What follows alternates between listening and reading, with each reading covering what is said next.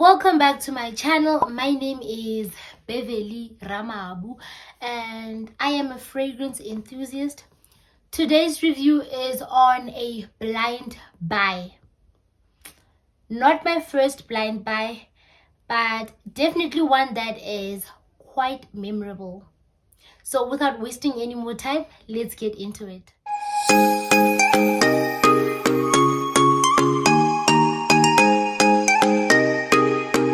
So today's fragrance is Burberry Her Intense, and this is a fragrance which was released in 2019, and the nose behind this fragrance is Francis Coeur de Jean. And the reason I bought this fragrance was I wanted to invest in Baccarat Rouge 540, and because I'm not in a position financially to invest in one, I had to get a bit creative. So I tried to look for other alternatives before I actually maybe invest in one later on, just to get an idea of where the fragrance is going or what it might smell like. So upon my research, I came across a lot of reviews which said Burberry Her Intense and Cloud by Ariana Grande seem to be within the same group of fragrances as Baccarat Rouge. So I was like, you know what, let me get this and try it out. And guys, I am going to be really honest, I was a bit disappointed because from all the reviews that I saw, they basically said it is long lasting and it is loud, and I did not find this to be the case with me. So the top notes of this fragrance is that of red fruits and blackberry. The middle note is jasmine and the base note is benzoin. I applied this fragrance. I was so excited. I was really so excited, and then it was not what I expected. It starts off with this heavy berry note. If there's anything intense about this fragrance, it is definitely the opening heavy berry notes. The berry here is really heavy. It's there, it's present, but it's not a gourmand kind of berry. You know, they describe this as a fruity floral. I found this to be more towards being fruity than it being a fruity floral, if it's anything. And when I initially applied this, I was like, okay, I can appreciate the berry notes. You know, I can appreciate the blackberry notes. It's present, it's there. But as soon as it loses those top notes, it shoots straight to the base note, which is the benzoin. Picked up on the benzoin immediately after I lost the top notes. And I was like, you know what, maybe this is just me trying it out. Let me test it on other people. So I tried it on my cousin, I tried it on my sister to just get their thoughts, and we more or less had the same issues. You know, I didn't even lead them to that conclusion. They were like, this is not really long lasting. And yeah, I don't know, I was a bit disappointed because I paid over $1,000 for this fragrance, and for it to not be on beast mode, I was like, yo. If you guys know, I've done a few reviews previously, and Fine Fragrance Collection, though they really focus on dupes, they have fragrances which are on beast mode. They are long lasting and they are just under 200 rands. So I was like, yo, I like the bottle. This is a 30 ml bottle. If you guys know, I always opt for the smallest quantity with every fragrance that I review.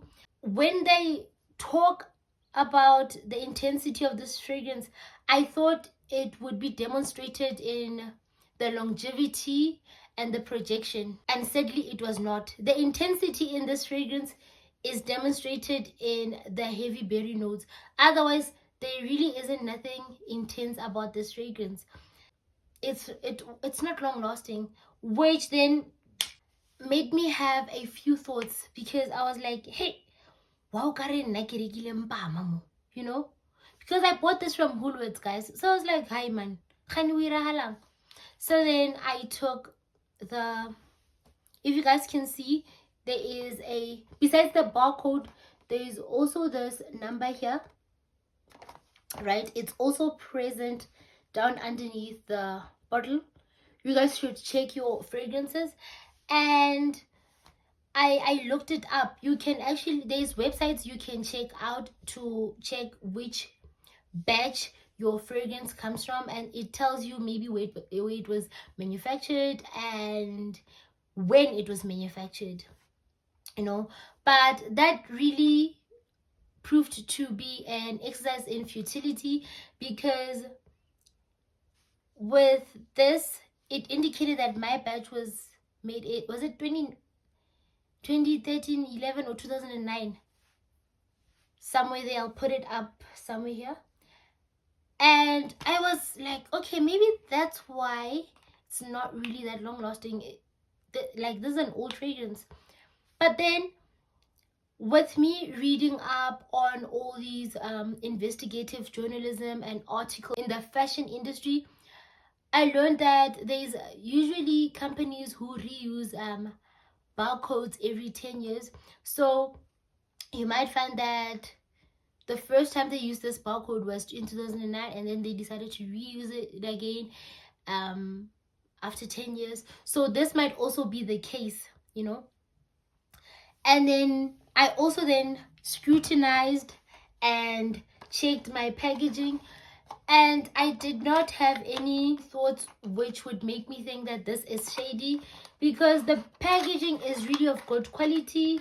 One thing that you should know with counterfeits is that as much as they'll try hard to replicate something, they're always gonna go cheap on their packaging. So there's always going to be something that is off.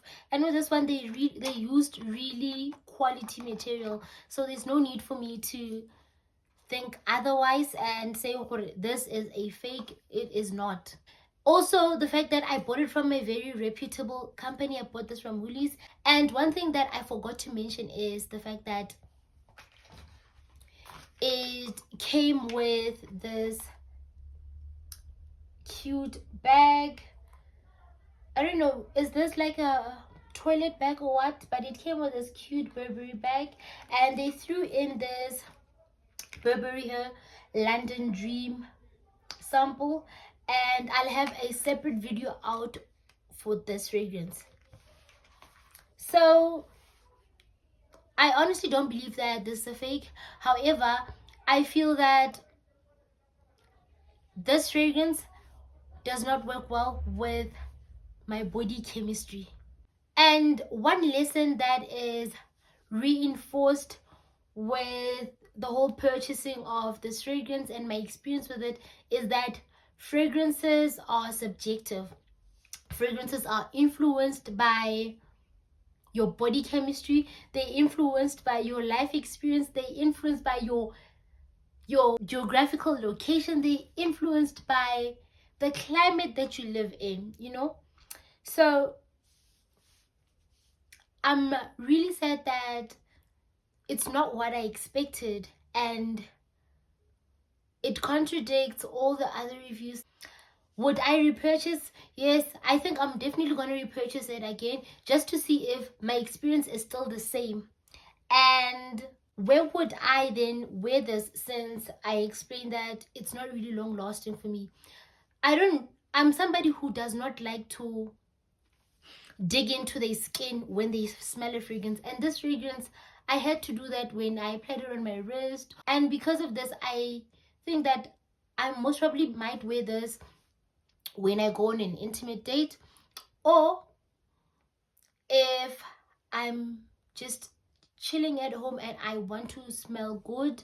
One thing that also made me really sad about this was the fact that when I was doing my laundry, guys, when I was doing my laundry, ne, I caught a whiff of this fragrance on my clothes, and I was like, damn.